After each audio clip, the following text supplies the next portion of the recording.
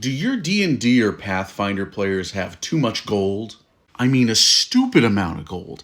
They gambled on the deck of many things. They took down a dragon and now the entire horde is theirs, and they don't know how to spend it all. Well, for all the DMs out there, I want to show you a little trick that we can learn from a giant seafood tower and a little economic theory. In his book Priceless, William Poundstone talks about a concept in economics called anchoring. And the TLDR is if you present someone with a really big number, any other numbers that come after that are going to be viewed with that really big number in mind. Mentally, we have anchored ourselves to it.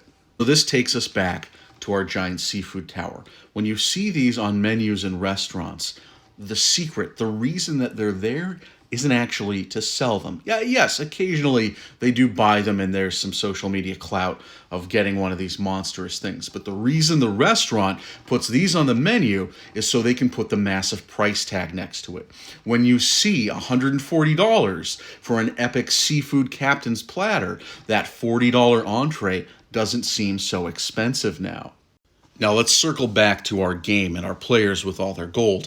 Now, of course, economies can vary by region, and you can just world build a city where your players end up in where everything's more expensive.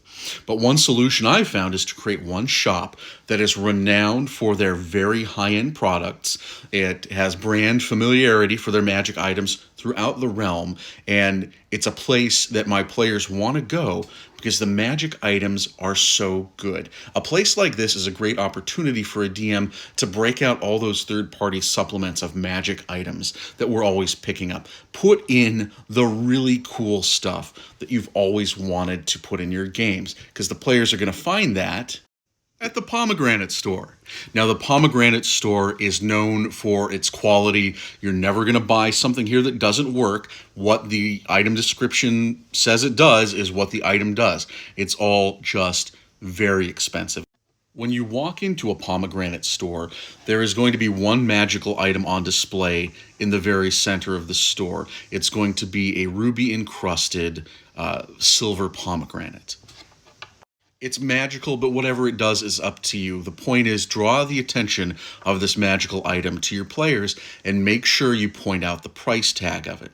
The price tag of this magical pomegranate is going to be roughly 10 times the total gold that your party has. Could be even a little bit more. Even if that's a ridiculous item, this is not something here that's ever for them to buy.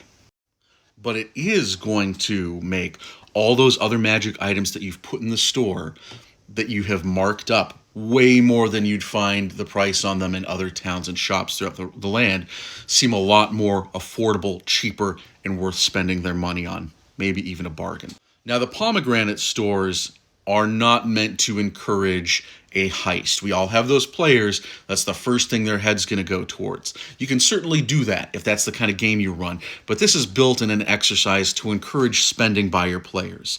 So everything in a Pomegranate store is either a facsimile or a magical projection of some type. The actual items aren't actually there. Again, the Pomegranate Store, though, has the reputation of quality. If you buy it, you're going to get the real deal. Here's how fulfillment works. After a player makes a purchase, they're going to be given a small bag of holding, a mini bag of holding that's only going to be able to hold one item. They are then going to walk out of the store, and sometime in the next half hour, there is going to be the ring of a bell from that little bag, and when they open it up, whatever they purchased is now going to be inside it. That's how the fulfillment works. That's how the Pomegranate Store prevents thievery. So that's my tip to get your players to spend some of their gold. Would you put a Pomegranate Store in your game, or would you use the concept of anchoring in your game in some other way? Let me know in the comments, or Stitch. I'd love to hear your thoughts.